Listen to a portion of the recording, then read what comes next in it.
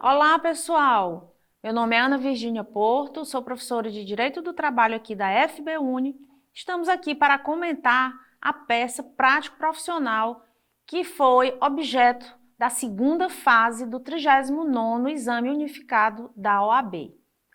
Nessa fase, nós tivemos um caso concreto que se desenvolveu durante uma fase de execução. Então, a peça exigida, que deveria ter sido indicada, chama-se agravo de petição, que é exatamente o recurso previsto para essa fase processual. Vamos comentar, então, passo a passo, a forma de interposição do agravo de petição. O agravo de petição ele vai estar indicado lá no artigo 897-A da CLT. É o recurso previsto em face de decisão proferida em primeira instância na fase de execução. Na peça de apresentação do recurso, deve ser indicado o nome do recurso e o endereçamento à 100ª Vara do Trabalho de Petrópolis, conforme indicado na questão hipotética. A indicação do recurso e a indicação exata do dispositivo legal. Na peça de apresentação também indispensável a indicação do agravante e do agravado, que no caso seria o exequente como agravado e a executada como agravada. Você é então advogado da parte exequente que vai impugnar uma decisão proferida em sede de embargos à execução. Na peça de razões do recurso, é indispensável no agravo de petição a indicação da tempestividade, da delimitação da matéria e dos valores. Isso porque a delimitação das matérias e dos valores, conforme o parágrafo 1º do artigo 897 da CLT, são requisitos recursais indispensáveis ao conhecimento dessa espécie recursal trabalhista. Então, necessariamente, você deveria indicar quais matérias se está impugnando e quais os valores correspondentes a essas matérias que serão impugnados em fase de execução. Vamos comentar, então, todas essas matérias uma a uma. Vamos começar pela impugnação à decisão no que se refere à escolha do juiz em relação ao bem de família. Para isso, indispensável o conhecimento da Lei 8.009 de 1990, que em seu parágrafo único, artigo 5º, prevê que, tendo a executada mais de um imóvel, a impenhorabilidade alcançará o imóvel de menor valor. Indispensável, pessoal, indicar aqui o dispositivo correto, que é a pontuação será de argumentação e de dispositivo legal. A próxima matéria, indispensável à pontuação nessa peça, trata-se da prescrição parcial que foi acolhida pelo juiz de primeiro grau. É inaceitável que uma prescrição seja acolhida em instância ordinária na fase de execução. Aqui houve inovação à lide. Prescrição é matéria de direito substantivo que deve ser tratada na fase de conhecimento. Não cabe na fase de execução remontar, retornar ou inovar com reconhecimento de prescrição. Houve aqui preclusão. Necessário indicar a súmula 153 do TST, bem como o artigo 507 do Código de Processo Civil. O artigo 507 é claro, é objetivo quando trata da matéria, e a súmula 153 do TST resolve essa questão, pacifica essa questão em relação à área trabalhista.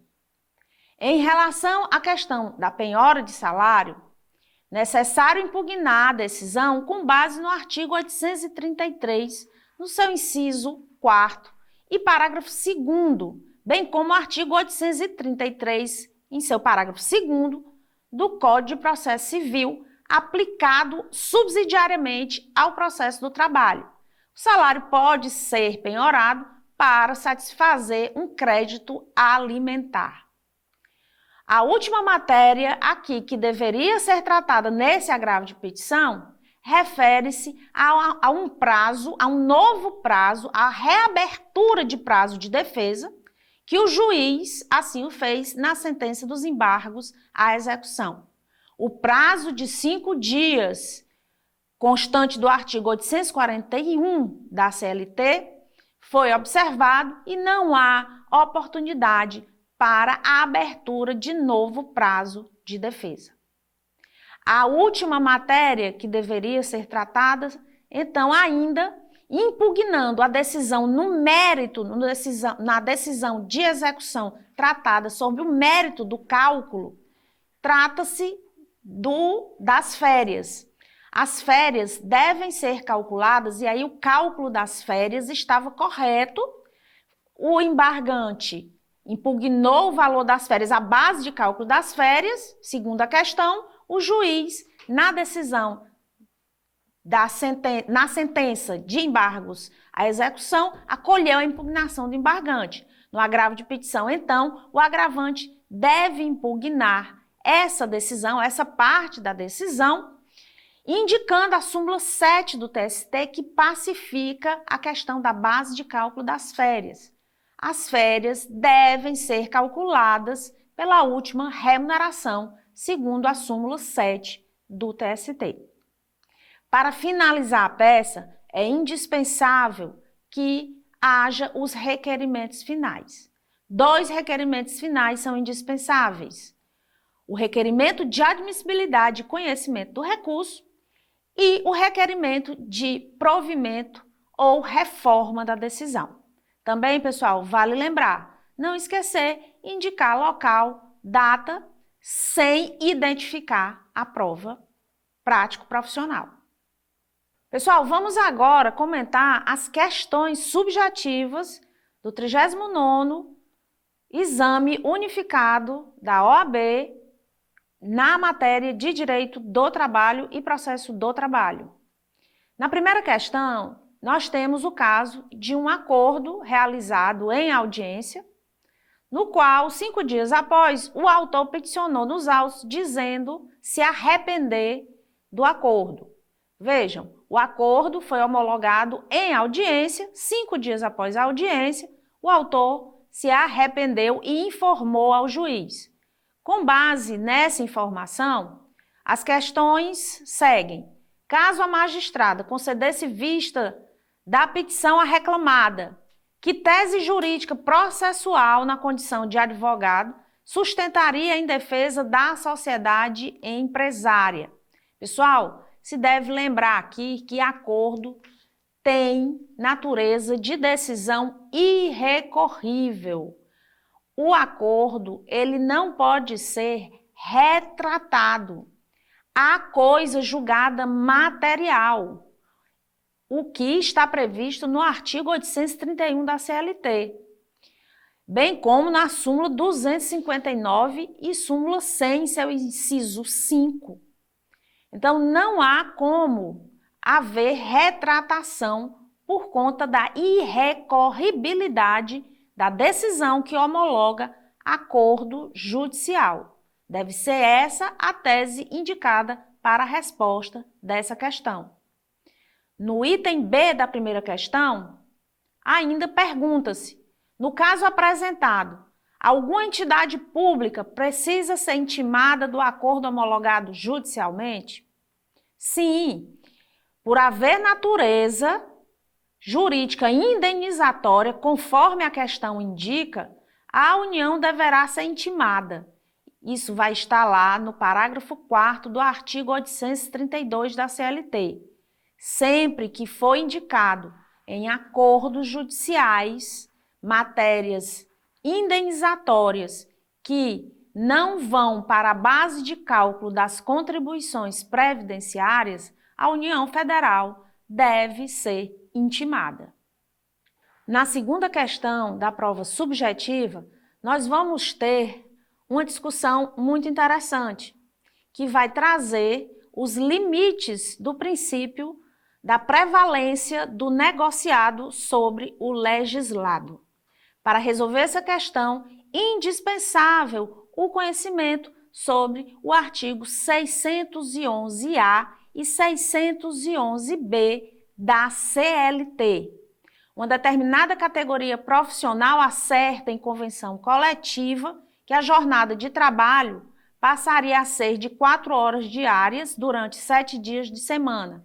Em contrapartida, os trabalhadores não teriam repouso semanal remunerado, pois mesmo sem o repouso, a jornada seria de 28 horas semanais, inferior ao módulo constitucional. Então, pergunta-se na questão, alternativa A, quanto à supressão do repouso semanal remunerado, a norma coletiva é válida? Não, pessoal, a norma coletiva não é válida.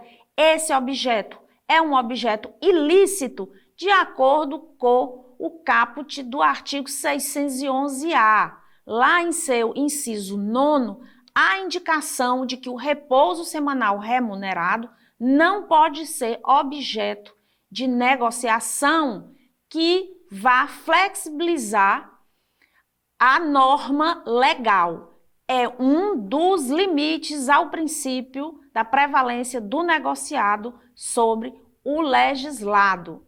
Essa matéria também já foi tema no Supremo Tribunal Federal. O tema 1046 reafirma que o repouso semanal remunerado é objeto ilícito para flexibilização em normas coletivas de trabalho.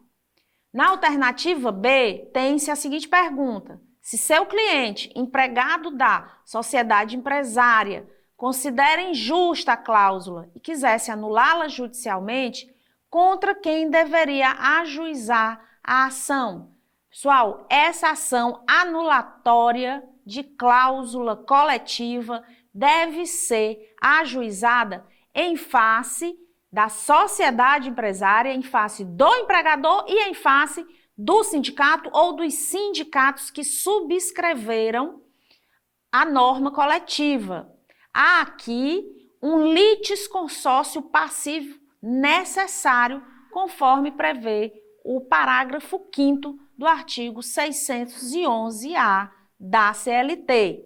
Então, a resposta seria: a ação deve ser ajuizada contra o empregador, contra a sociedade empresária, bem como em face do sindicato da categoria dos empregados.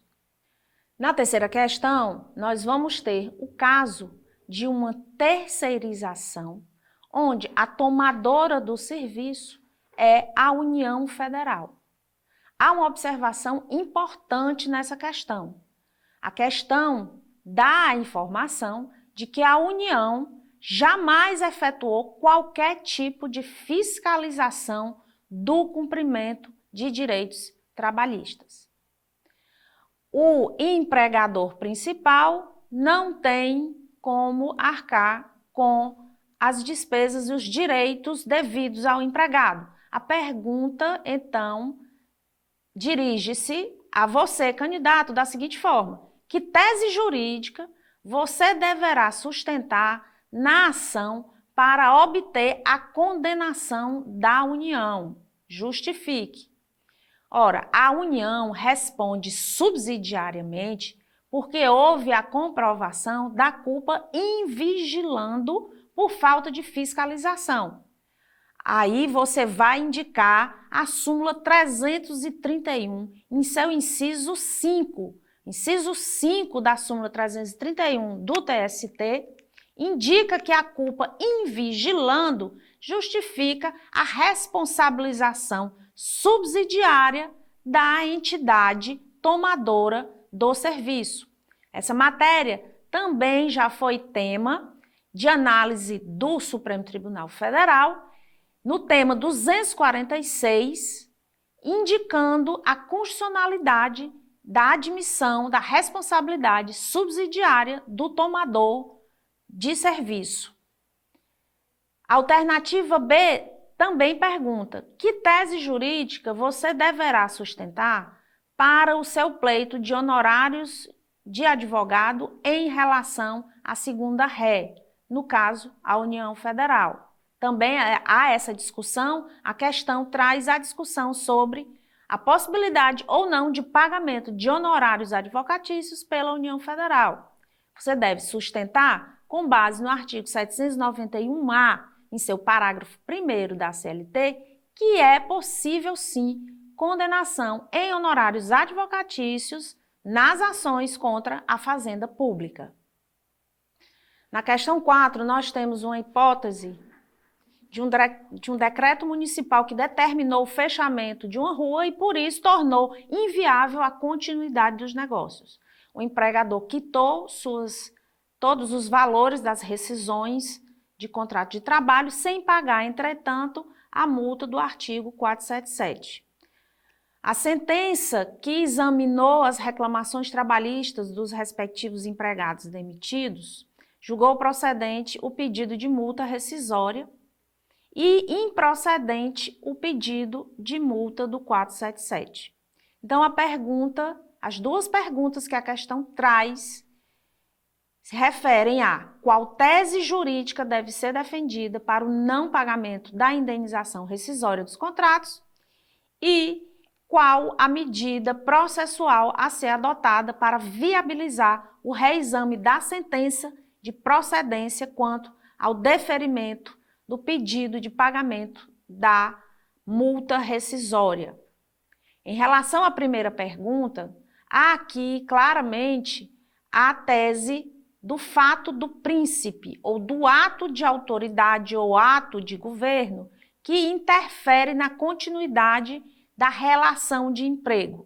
Então, na forma do artigo 486, a tese jurídica a ser defendida para o não pagamento da indenização é exatamente a existência do fato do príncipe constante no artigo 486 da CLT.